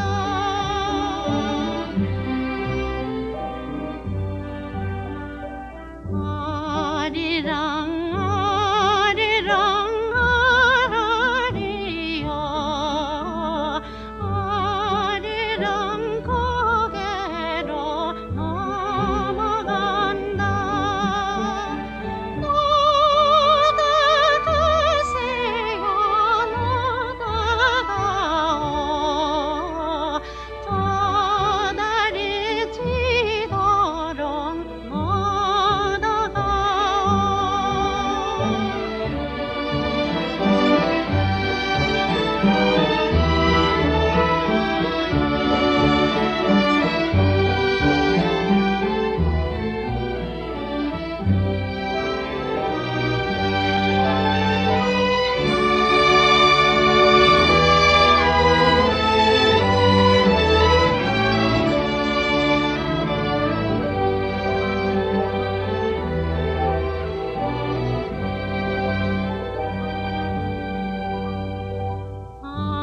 아리랑 아리랑 아리요 아리랑 고개로 넘어간다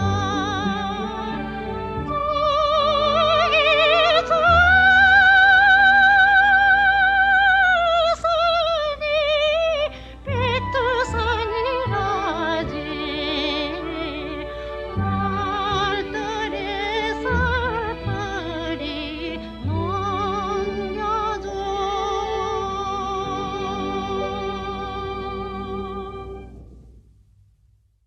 자, 아리랑 왕수복의 목소리죠. 예. 네. 그러니까 앞서 들었던 고도의 정한 이런 것과 비교해 보면 한 20여 년 차이가 난다고 볼 수 있는데 네.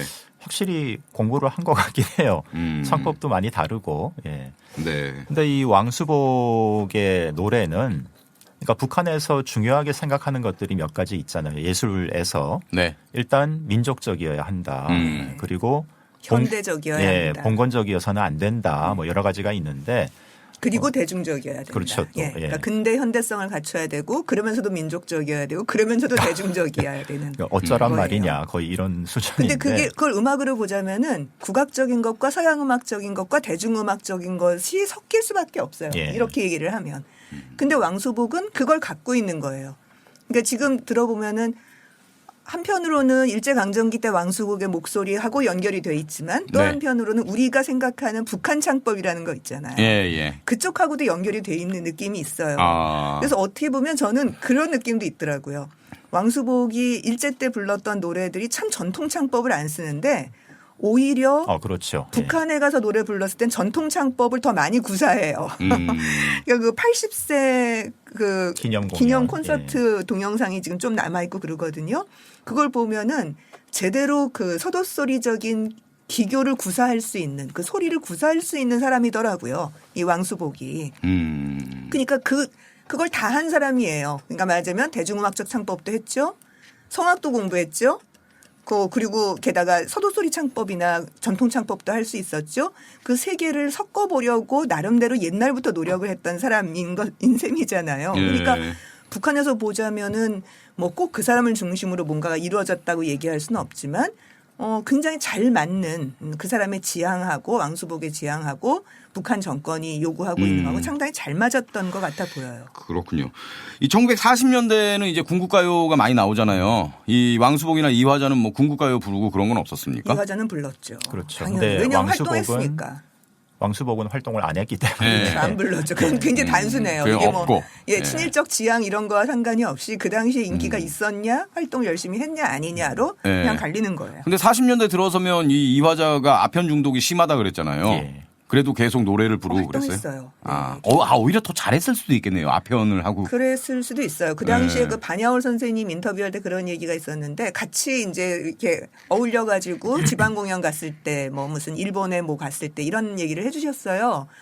그런데 손가락이 정말 예. 노랗더라. 손가락 사이가. 그러니까 아편을 많이 해서. 담배도 완전 줄담배.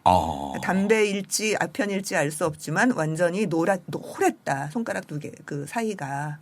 그 얘기를 하시더라고요. 근데 그게 40년대 초반 정도? 아마도. 예. 예, 그 정도 얘기거든요. 예. 그러니까 그때 뭐 정말 꼭대기까지 올라간 가수였는데 그렇게 하고 계속 활동을 한 거죠. 계속 줄담배 피우면서. 이화자는 그럼 궁극가요를 몇 곡이나 불렀습니까? 한 너댓 곡 될 겁니다, 아마. 예.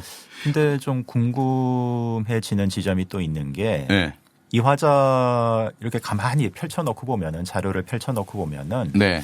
묘한 공백이 느껴지는 그런 시기가 있어요. 언제죠? 1943년, 4년 다 저물어 갈 때긴 합니다. 예.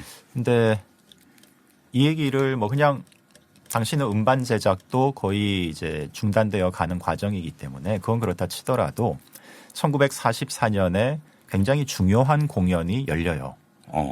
기념비적인. 어떤 공연입니까? 분노하는 아시아. 분노하는 아시아. 예, 그러니까 거의 총독부에서 예. 당시 한국의 연예인이라기보다는 문화예술인들을 총동원한. 네. 그래서 부민관에서 네. 정말 대규모로 이 공연을 하거든요. 공연 제목이 분노하는 아시아. 예. 딱 봐도 이제 대동아 공연권 그렇죠. 그 예. 공연이네요.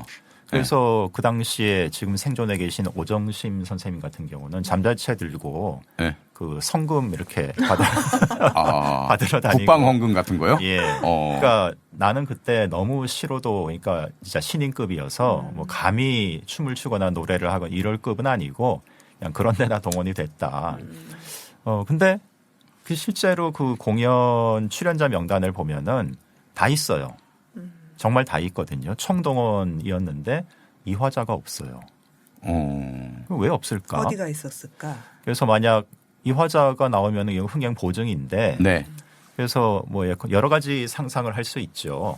총독부에서 나오라고 연락을 분명히 했을 것 같은데 네. 왜 안 나왔냔 말이죠. 아팠거나 네? 아팠거나 예. 몸이 안 좋았거나 술, 담배, 아편을 너무 많이 해갖고 누워 있었던 거 아닐까요, 집에? 그러니까요. 저도 그런 네. 생각을 하는 겁니다. 그렇지 아. 않으면은 무슨 뭐 그거를 그 신념 때문에 나는 못 나가겠어 그랬을 그건 리는 아니죠. 전혀 아닐 예. 것 같고요. 그쵸. 진짜 몸이 안 돼서 못 갔을 것 같아요. 그리고 아편이 이제 적당히 쓰면은 초기에는 진짜 막 음악이 노래가 너무 잘 되고 뭐 이런 효과가 있긴 있다곤 하는데 진짜 중독이 되면은 그야말로 폐인이 돼 가잖아요. 그렇죠. 예, 예. 그러니까 소리도 잘 안 나오는 아마 그런 상황이 되지 않았을까. 예. 그러니까 뭐 조선 총독부 입장에서도 그런 사람까지 끌어다가 공연 망치느니 아이고 됐다.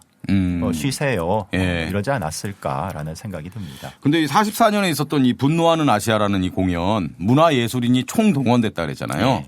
그럼 공연이 뭐 어떤 식으로 진행되는 거예요? 뭐 이 문학인이 나와서 시 같은 것도 맞아요. 낭독하고 그런 뭐 것도 했대요. 노래하고 예. 뭐 연극도 뭐 중간중간 예, 예. 들어가고 버라이어티 쇼 같은 버라이어티 쪽이 더 쇼. 맞는 종합 공연물 뭐 이런 쪽 말이 훨씬 더 근데 맞는 것 같고요. 좀 고급화시킨. 네. 예.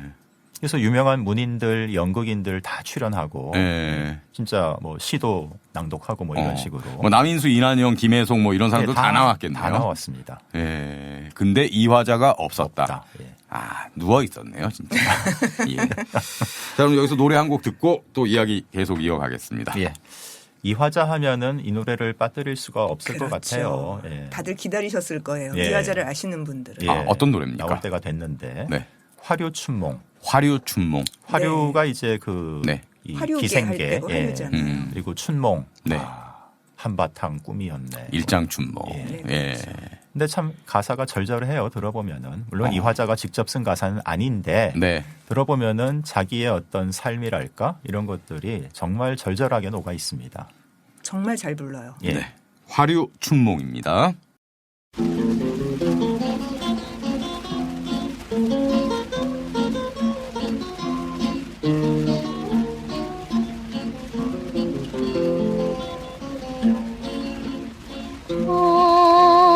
땅이 발소년 울려도 보았으며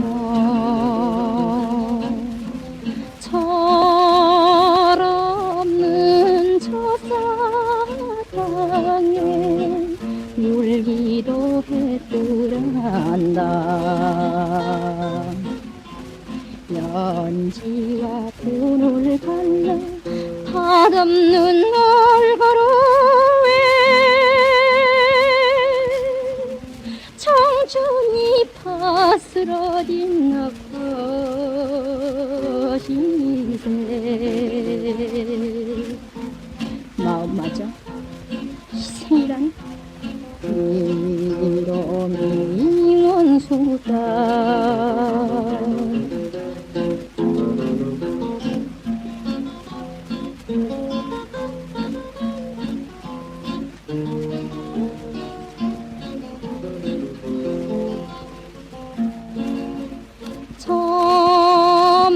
점잖은 사람한테 귀염도 바랐으며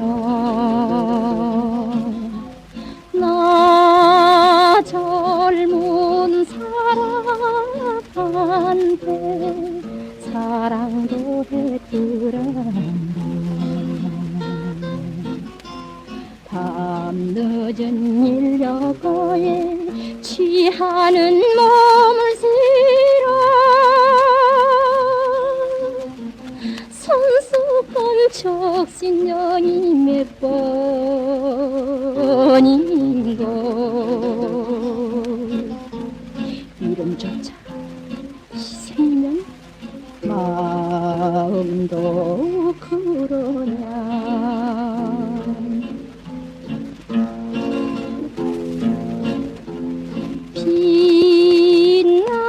빛나는 금강석을 탐내도 보았으며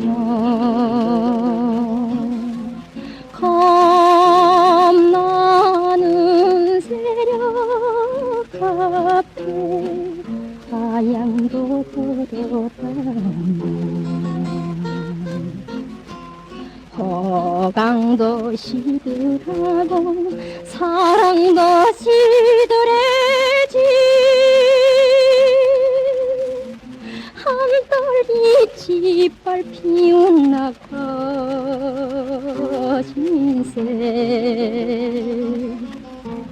마음마저 썩는 것이 희생의 돈이냐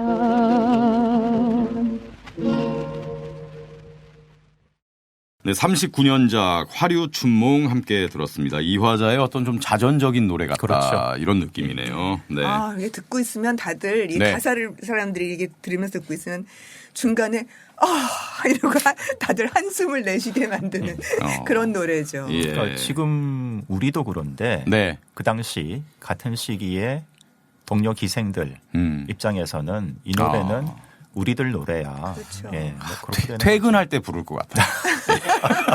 퇴근할 때. 예. 그 기생들이 그 자기 직업 얘기할 때 가장 힘들 때 얘기를 하면서 밤에 잠을 못 자는 거라 그러거든요. 요즘처럼 옛날 그 왜 해방 후에는 통금이 있으니까 예. 어느 순간에는 이게 끝나잖아요. 예. 일이라고 하는 게. 근데 밤새도록 대기하고 있어야 되는 거예요. 건번에서. 언제 콜 올지 모르니까. 예. 그러니까 계속 잠을 못 자니까 어떻게 사람이 살겠어요. 인간인데 거기도. 그렇죠. 그러니까 이제 그럴 때 그런 자기의 온갖 고생들을 생각하면서 이 노래를 들으면은 기생이란 이름이 원수다 이런 대목에서 어떻게 한숨이 안 나오겠어요. 예. 자, 왕수복 얘기로 돌아오면 아까 이제 왕수복의 음악성이 북한 정권에서 평가받은 거 뭐 그런 말씀을 해 주셨잖아요. 왕수복은 어떻게 북으로 가게 된 거죠? 해방 이후에? 간 게 아니라 예. 원래 고향이 평양 쪽이기 때문에 예, 예. 고향에서 집에서 해방을 맞은 거죠. 아, 그래서 그런 경우에는 월북이라고 안 하고 재북이라고 해요. 예. 제북. 네. 아, 쭉 있었다. 예. 그렇죠. 아. 그러니까 납북은 끌려간 거잖아요. 예, 예. 월북은 지가 넘어간 거. 재북은 그냥 있는 거예요. 네, 왕수복은 제북이었다. 재북도 굉장히 많아요. 우리가 그렇죠. 월북이라고 예. 알고 있지만 사실은 집이 북한이어가지고 그냥 눌러 앉은 거죠. 내려오지 않고. 예. 그리고 내려오면 월남이 되는 거고요. 거기서는. 예, 예. 월남 안 하고 있으면 그냥 재북이에요. 그래서 그래서 거기서 평양에 그냥 있었고요. 네. 남편하고 김광진도 같이 있었고. 아까 말씀하셨던 그 경제학자. 경제학. 네, 자, 네. 예. 그 남편은 49년에 김일성 대학 경제학부 교수가 됐고요. 73년에 김일성 훈장 받았고요. 마찬가지로 왕수복도 거기서 무슨 거기 이제 노래 부르는 가수도 다 배우라고 하거든요. 북한에서는 예. 계속 배우 계속 했고요. 아주 승승장구 무슨 공훈 배우도 됐고. 국립 무슨 악단 무슨 배우 뭐 공훈 배우 올라갔고 거기도 김일성상 계관까지 받았던가. 거기까지는 제가 근데 생일상은 받았죠. 그렇죠. 70세 생일상을 받았어요. 근데 왕수복 같은 경우는 일본에서 성악 공부하고 온 이후에 가수 활동이 거의 끝난 거였잖아요. 그렇죠. 그랬는데 해방이 북한에서, 되고 네. 북한에서 이제 북한 정권이 들어서면서 다시 컴백이랄까. 그런 셈이죠. 예. 다시 완전. 이제 가수로 네. 완전히 이렇게 잘 풀렸네요. 잘 풀렸어요. 그러니까 사실 북한 쪽에서 보자면은 괜찮은 자원인 셈이에요. 아까 그렇죠. 말씀드린 것처럼 성악도 알지 대중가요 가수에다가 인기도 있었던 가수지 이름이 일단 난 사람이잖아요. 게다가 서도소리를 제대로 할 수 있는 가수지. 네. 그러니까 충분히 1950년대에 이제 그런 그 음악계에서는 그 북한의 음악계에서는 어떻게 하면 민족적인 것과 근현대적인 것과 대중적인 것을 뒤섞어서 자신들의 북한 스타일의 뭔가를 만들어 볼 것인가를 네. 계속 고민하고 노력해요. 그래서 70년대 초반이 되면은 이제 혁명가극 같은 게 만들어지잖아요. 네. 그리고 관현악도 배합 관현악이라고 해서 그게 뭐냐면 그 양악기와 국악기를 함께 섞은 관현악이에요. 그러니까 혁명가극은 다 국악기, 양악기가 섞여 있는 관현악으로 되어 있거든요. 예. 근데 그 얘기는 뭐냐면요. 국악기를 개량해야 된다는 얘기입니다. 다 개량한 거예요. 해금도 중해금, 고해금, 저해금 다 개량했고요. 뭐는 없애고 뭐는 개량하고 이제 그 시스템을 5, 60년대 가면서 만들어요. 마찬가지로 창법도 그렇죠. 전통적인 창법 그냥 쓸 수 없잖아요.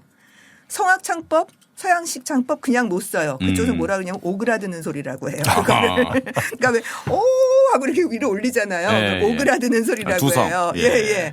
그러니까 그 소리 다 버리고 왜냐하면 어. 가사가 안 들리니까. 예. 그래서 그 양성 창법과 서양 창법과 민족 발성 창법 그게 국악하고 양악이에요. 우리로 치자면. 근데 그 사이가 우리는 성악 전공한 사람이 판소리 못 부르고 판소리 한 사람은 성악 못 하잖아요. 예. 북한은 그 둘 사이가 상당히 가까워요. 양성도 하고 민성도 할 수 있는 사람이 많아요. 전공은 있지만. 아하. 저 그거 굉장히 궁금해갖고 연변에서 유학원 애들한테 한번 붙잡고 물어봤어요. 제가. 그러니까 너네는 도대체 언제부터 민성하고 양성을 가르니 그랬더니 고등학교 때까지는 양쪽을 왔다 갔다 하면서 한대요. 한쪽 전공이더라도 민성 전공자도 양성 다 배우고 양성 전공자도 민성을 다 배운대요.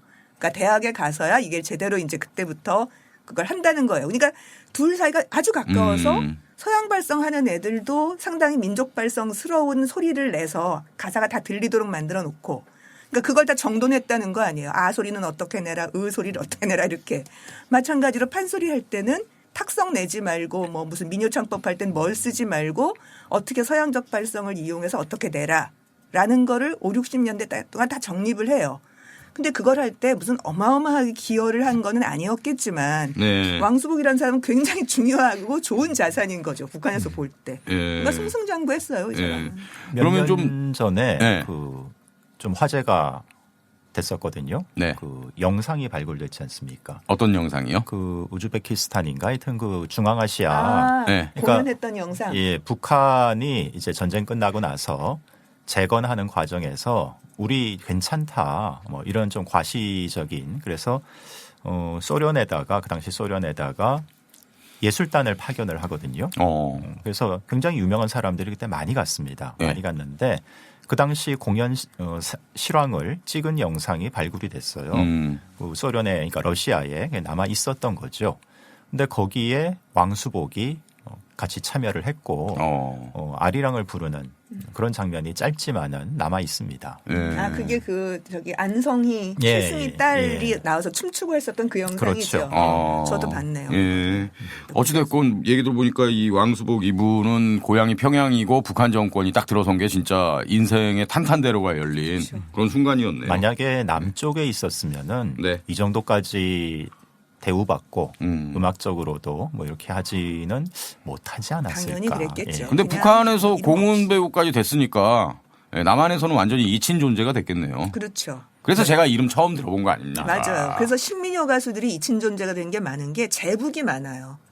선호일선, 이은파 다 제북이었고요. 왕수복도 마찬가지여서 광복 이후, 분단 이후에는 그냥 이름이 없어졌어요. 근데 마찬가지로 이화자는 빨리 죽었어요. 그러니까 또 우리가 이름을 모르는 거예요. 없어진 거예요, 그냥. 이름이. 자, 그러면 노래 한 곡 듣고 이제 이화자의 삶에 대해서 또 얘기를 나눠보겠습니다. 이번엔 어떤 노래 들을까요?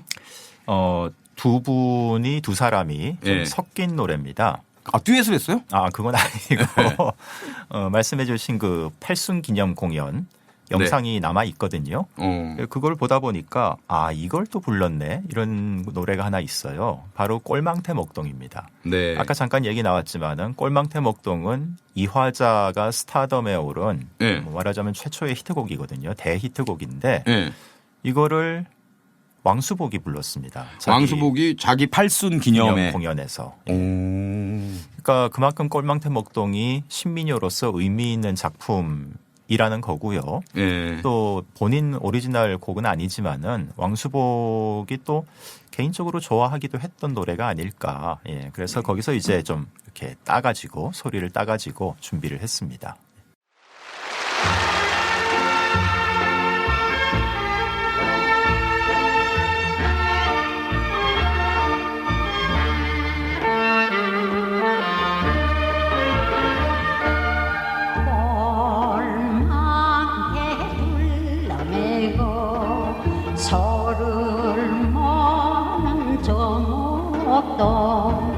꽃피를 툭툭 치며 덧노래를 부르다가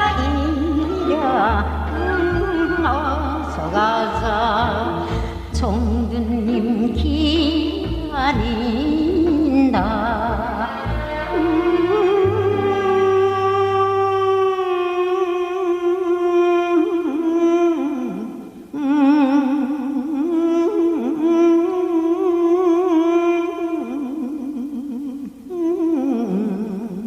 이래야 정두님 기다린다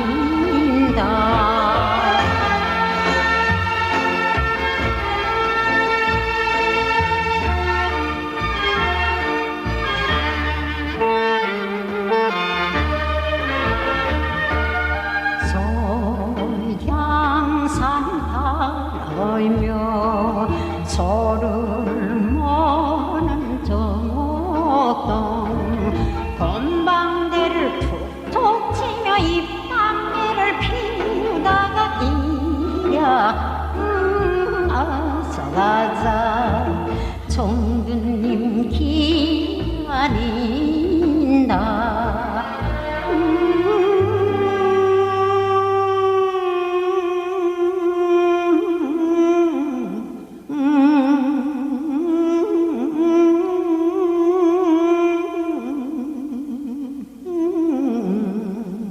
이래야 정두님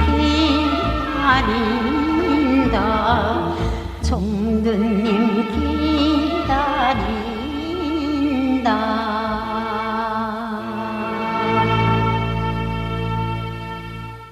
네, 왕수복의 80세 목소리인 거죠, 그러니까? 아마 그럴 겁니다. 네, 97년 녹음이에요. 하여간 행복하게 산 것 같아요, 북에서. 그렇죠. 그 안에서 굉장히 행복하게 잘 나가신 분이죠. 남편과 그 아내로서 그냥 둘도 잘 살았고. 남편은 뭐 최고의 대학 교수고. 이화자는 어땠습니까? 이렇게 왕수복은 행복하게 잘 살았는데. 말년이 아주 힘들었죠. 이화자 같은 경우는 아까 말씀드린 대로 결혼 자체를 안 했어요. 공식적으로. 물론 이화자를 거쳐간 남자는 정확히 몇 명인지 알 수가 없는 상황입니다. 그렇긴 한데 해방이 됐는데 이제 이화자는 뭐 북에는 연고가 없으니까. 해방을 어디서 맞았습니까? 뭐 서울이었겠죠. 근데 그것도 좀 이상하긴 해요. 왜요? 아무리 뭐 아편에 찌들어서 또는 뭐 하여튼 여러 가지 건강상 문제가 있었다 하더라도 썩어도 준치라고 그래도 이화자 아닙니까? 근데 해방 이후 이런 공연 무대라든가 이런 걸 보면 이화자가 이름이 안 보이는 건 아닌데 약간 그 공연 단체의 급이라든가 이런 걸 좀 종합적으로 고려하면은 너무 떨어져 있는 거예요. 근데 그건 그만큼 그렇게 쓸모가 없어졌다는 이야기일 수 있어요. 그렇죠. 연예계로 보자면은. 예. 왜냐하면 쓸모가 있다면은 그게 다 이윤으로 돌아가고 있는 동네인데 예. 왜 안 되려다가 무대에 데려다 세우는 걸 왜 안 했겠어요. 그래서 당시 뭐 좀 카더라성 기사를 보면은 실제 공연 펑크를 많이 냈대요. 그래서 이화자가 출연한다고 광고는 해놨는데 안 나오는 거죠. 그러니까 그러면 또 팬들은 그래도 이화자인데 그 소리를 듣고 싶은데 아니 나온다고 하는 사람이 안 나오니까 그래서 뭐 아우성을 치고 돈 물어달라 그러고 그렇죠. 예. 야지 뭐 이런 식으로 멱살 잡고 예. 좀 민족문제연구소니까 야지 이런 단어로. 아니 들었던 얘기라서 예. 자부동 집어던지고 뭐 이런 일이 비일치 방석이라고 해주시고요. 민족문제연구소 팟캐스트에서 오래간만이다. 왜 이렇게 일본말을 씁니까? 야마돌게. 근데 예. 예전 연예계 활동하시던 분들 그러니까 인터뷰를 많이 했으니까요. 예. 그런 말을 모르면은 맞아요. 대화가 안 맞아요. 돼요. 아, 그렇죠. 예, 선생님들하고 얘기하려면 그런 말 써야 돼요. 예. 또 하나 자료가 나왔는데 예. 요리집을 운영을 했어요. 아, 돈 벌어놓은 게 좀 있었네요, 그러면. 뭐 그렇겠죠. 예, 가게 낼 정도면. 그것도 종로에. 종로, 그렇죠. 비싼 데 아닙니까, 제일. 그러니까 제가 위치도 확인해 그 현장을 또 가봤거든요. 집요하신 분입니다. 파고다 공원 네. 맞은편. 탑골공원 맞은편이요. 거기 오. 국일관 나이트클럽 예, 있는데. 그 근처입니다. 예. 오, 가장 중심가 아닌가요? 뭐 그렇죠, 그렇죠. 당시에는. 좋은 네. 입지죠. 그렇죠. 예. 일단 한 달 만에 망했을 손 것 떼. 같아. 왜요? 아니 뭐 망했을 것 같아. 그래도 단골도 많이 잡을 수 있고, 인맥이 넓을 거 아닙니까? 발이 근데 넓고. 이렇게 사는 사람들은 관리를 못 해요. 그렇죠. 뭐 돈을 좀 벌면은 바로 아편 대령하거나 뭐 이렇게 원래 그렇게 살아왔기 때문에 예.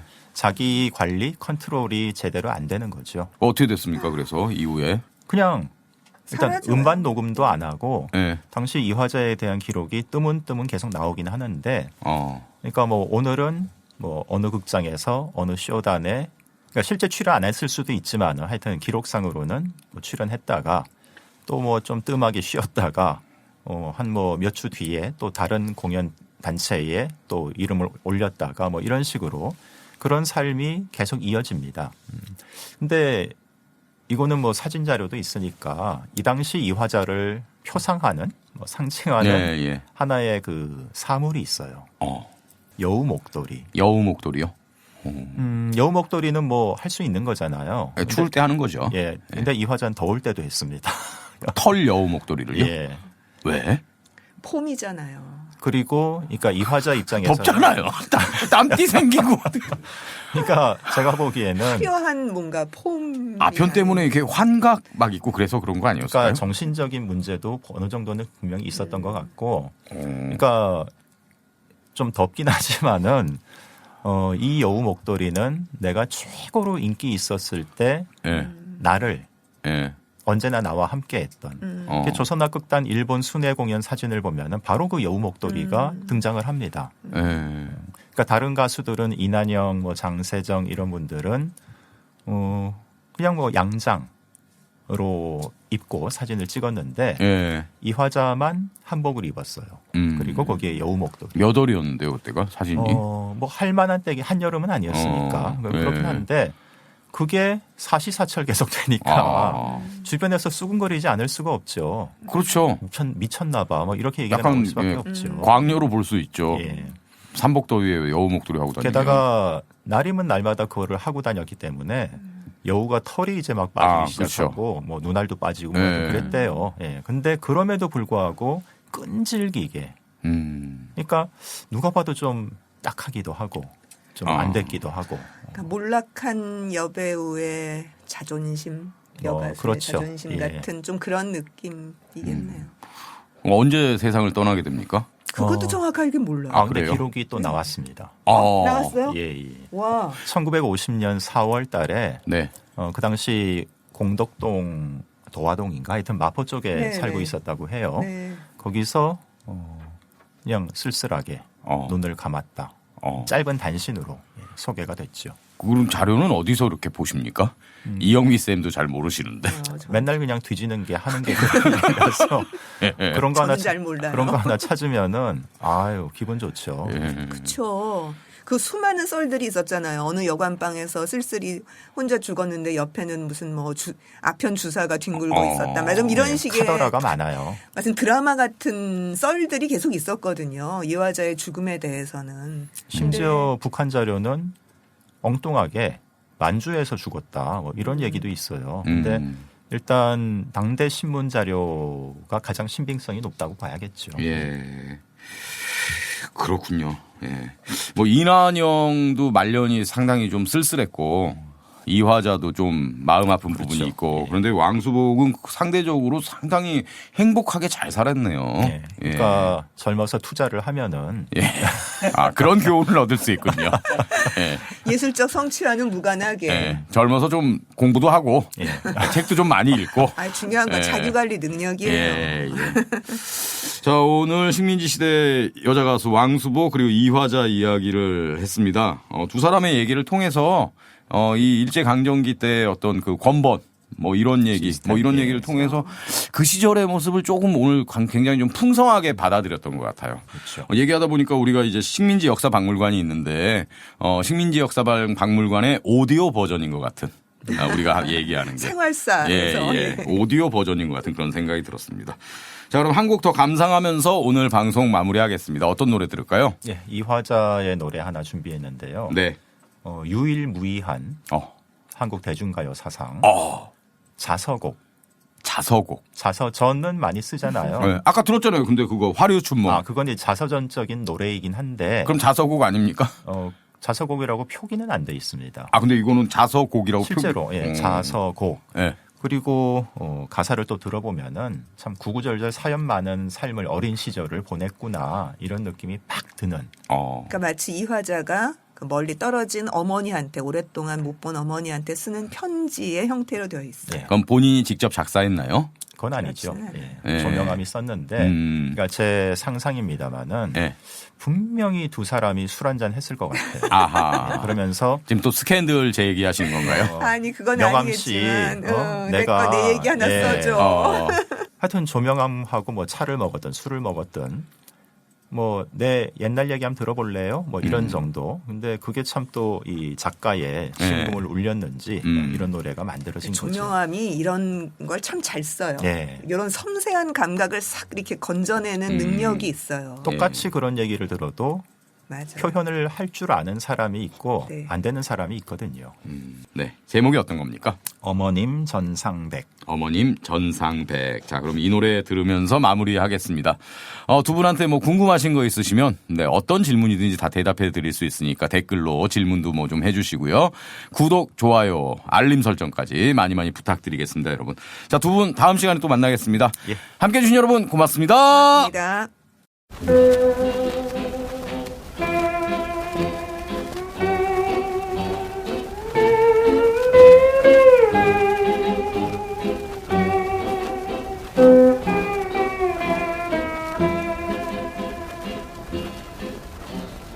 어머님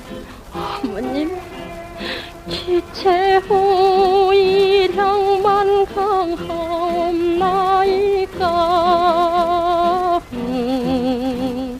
폭모구 물림하성 지지로 소비다 하소를 받자오니 눈물이 앞을 가려 연분홍치 아프게 얼굴을 다무고 하염없이 울어나이다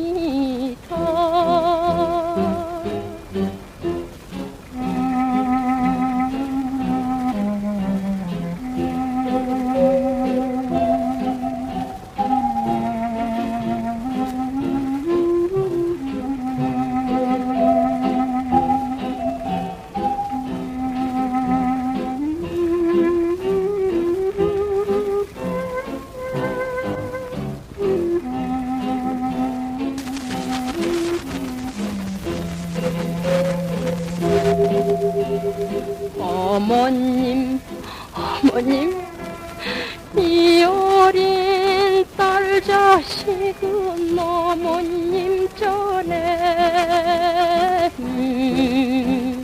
피눈물로 먹을 가로 하소연합니다. 전생에 무슨 죄로 어머니를 이별하고 꽃피는 아침이나 새우는 저녁에 가슴 치며 단식하나요.